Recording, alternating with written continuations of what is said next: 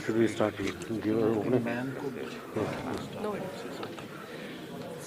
Budget तो एक महत्वपूर्ण हिस्सा है ही, क्योंकि हमारी जो स्कीम्स हैं स्वदेश दर्शन और प्रसाद, उसके तहत हम इंफ्रास्ट्रक्चर के क्रिएशन में मदद करते आए हैं और आगे भी करेंगे अगर नए प्रोजेक्ट्स इसमें हैं। जैसा फिर मैंने अपने ओपनिंग रिमार्क्स में कहा था कि टूरिज्म के प्रमोशन के लिए कई और मंत्रालयों से विचार विनिमय जरूरी होता है। मिनिस्ट्री ऑफ सिविल एविएशन से फ्लाइट्स के बारे में, रोड एंड हाईवे से रोड कनेक्टिविटी के बारे में, रेलवे से रेलवे प्रोजेक्ट्स के बारे में, तो वो हम लगातार कि जम्मू कश्मीर के टूरिज्म पोटेंशियल को पूरा टैप किया जाए, इसलिए हम उन मंत्रालयों से भी बात करते रहते हैं। कुछ इंसेंटिव्स पॉलिसीज में अगर बदल हो तो उसमें उसके लिए देश के अन्य मंत्रालयों से जो अगर बात करनी है और सुझाव लेने हैं तो उसमें भी हम सेंट्रल गवर्नमेंट महत्वपूर्ण भूमिका अदा करते हैं। तो इसलिए सिर्फ बजट नहीं, उसके अलावा भी पॉलिसीज हो, फिस्कल इंसेंटिव्स हो, कनेक्टिविटी की बात हो, स्किल डेवलपमेंट की बात हो, इन सब में सेंट्रल गवर्नमेंट एक सपोर्टिंग रोल स्टेट गवर्नमेंट के साथ करता है।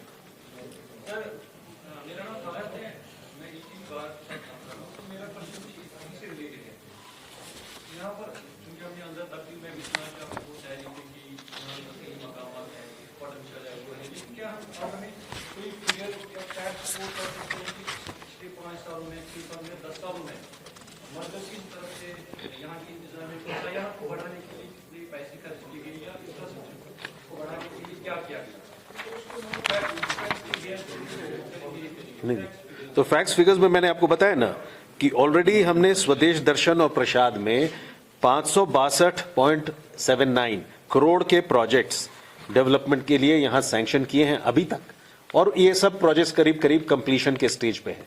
तो ये सर ये इन दो स्कीम्स की मैं बात कर रहा हूं। इसके अलावा रेलवे इंफ्रास्ट्रक्चर के प्रोजेक्ट्स हैं, हाईवे के प्रोजेक्ट्स हैं, उनका मैं फिगर अलग से आपको दूंगा। बट टूरिज्म मिनिस्ट्री के द्वारा 562.79 करोड़ इन टूरिज्म डेवलपमेंट के लिए, इंफ्रास्ट्रक्चर के लिए स्पेंड हुआ है। डिटेल देना चाहें तो यहाँ है।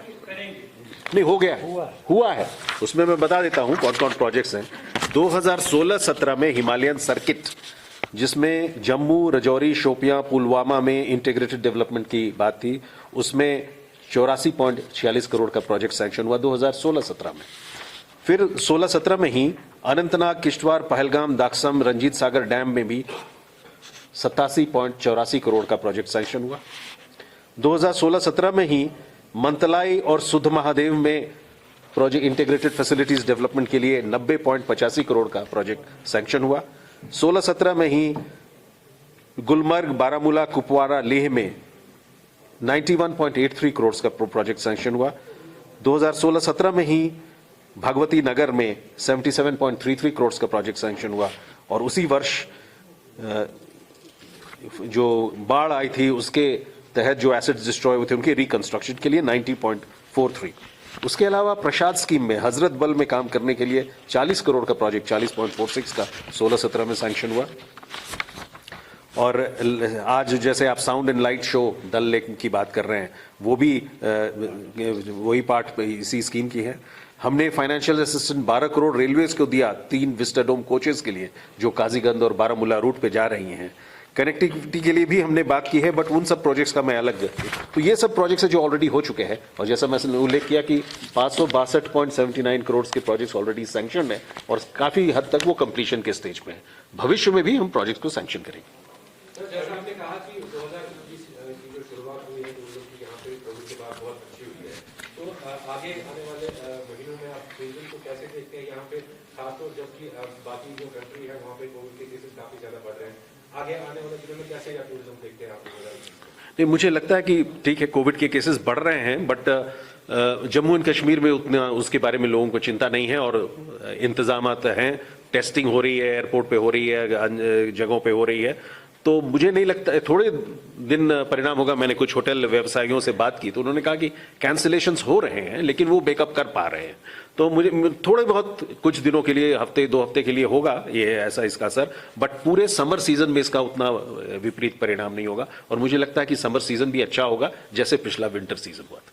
सर, जो जम्मू कश्मीर पर्यटन है काफी प्रभावित हुआ है, लेकिन यहाँ पे जो हाउस बोट ऑनर्स एसोसिएशन है उनको, जो हाउस बोट्स हैं उनकी रेनोवेशन के लिए उन्हें परमिशन नहीं दिया जाता है। ये इशू उनका पिछले कई सालों से बना हुआ है।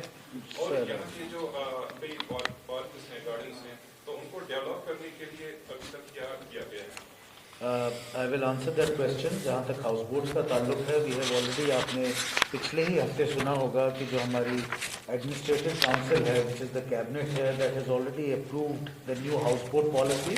हाउस बोट पॉलिसी जो है नई आ चुकी है और उसमें जैसा प्रोविजन है रेनोवेशन का, रिपेयर की जो परमिशंस हैं, उसके लिए एक टाइम बाउंड मैनर में एक प्रोसीजर जो सेटअप किया गया है। इनफैक्ट जब ये पॉलिसी बनाई गई उससे पहले series of meetings were also taken with the house boat owners and all the stake holders, और उनकी जो ओपिनियन थी वो भी उसमें ली गई है। I think that problem has already been resolve. आपका दूसरा सवाल was with regard to the gardens. आपने यहाँ देखा, मैंने अपनी स्पीच में भी कहा कि हमारा जो स्प्रिंग का सीज़न है, we started the spring with the celebration of gardens. आपने देखा the first one that we started with was the Badamwari, which is the almond blossom, which is the most beautiful and the first blossom that comes out in spring। और उसके बाद अभी tulip festival भी हुआ। जहाँ तक हमारे मुगल गार्डन्स का ताल्लुक है, उसके लिए भी कई मंसूबे बनाए गए हैं।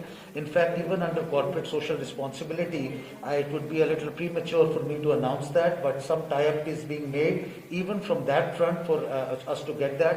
We have also prepared a very strong dossier for the Mughal gardens for the UNESCO, and we are very hopeful कि हम इनको भी अच्छे तरीके से मेंटेन कर सकेंगे। Thank you. साहब, मेरा एक सवाल है, अभी जो अंदर तकरीरें हुई है उसमें एलजी साहब ने कहा कि एक बॉलीवुड प्रमोशन के लिए एक पॉलिसी बन रही है, फिल्म पॉलिसी, उसके हवाले से थोड़ा तफसील से बताइए क्या है, उस हवाले से क्या कदम उठाया जाए। Sir please. देखिए, जहाँ तक फिल्म का ताल्लुक है, आपने यहाँ पे भी सुना, एलजी साहब ने भी कहा, and there are many people who are here as well. I think जो एक रोमांस था फिल्म इंडस्ट्री का with Jammu and Kashmir, as you know, most of the movies from the 60s and 70s were shot in Jammu and Kashmir. I think there is a revival of that romance. There are already a number of people who had come here, जो हमारी film industry से आए, जिसमें हमारे मुंबई के जो producers guild था उनको भी हमने यहाँ इनवाइट किया था। They all came here, they are all showing interest. कई ऐसे लोग आके शूटिंग कर चुके हैं, and I am very happy to note कि जो हमारी साउथ की फिल्म इंडस्ट्री है, वहाँ से भी बहुत ज़्यादा इंटरेस्ट जो है दिखाया जा रहा है। इसीलिए हमने यहाँ पे इस वक्त कोशिश की है that we will have a new film policy, because when we talk to the producers and the people who are in Mumbai and also in the south, जो उन लोगों की for ease of business, for ease of permissions and for all other factors which would bring them here more, we have been talking to them also, talking to the stakeholders, or the result of that is the new film policy which is coming out. जैसे LG साहब ने कहा, it would be premature for me to announce what is in the film policy, but you will soon see that we will have a good film policy announced.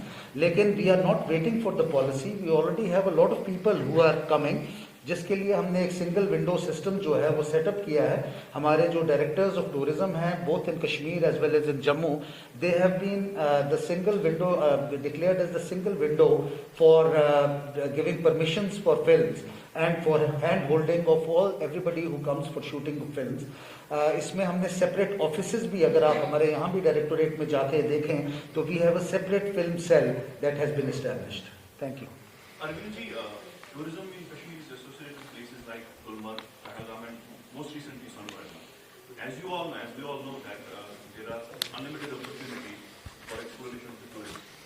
What is the government doing? What is in the pipeline to tap that potential and to discover those new destinations? The day I landed here on Saturday, I had a meeting with Honorable LG and Sarmad साहब and ईटू साहब, दोनों मेरे साथ थे, और यही चर्चा हुई कि ये तो जाने माने जगह हैं जहाँ सरमद साहब ने जैसे कहा कि बॉलीवुड की फिल्म की शूटिंग भी, और देश और दुनिया में सब लोगों को मालूम है, जैसे श्रीनगर हुआ, गुलमर्ग, पहला लेकिन बहुत ऐसे भी जगह हैं जहां और डेवलपमेंट करने की जरूरत है और जहां पोटेंशियल है, और कुछ ऐसे साइट्स एलजी साहब के मन में हैं और प्रशासन, यूटी प्रशासन के मन में भी है। तो अगर वहां डेवलपमेंट हुई और उसके प्लान बने तो उसमें हम लोग निश्चित यूटी प्रशासन का साथ देंगे। सर, इसमें एक चीज और ऐड करना चाहेंगे।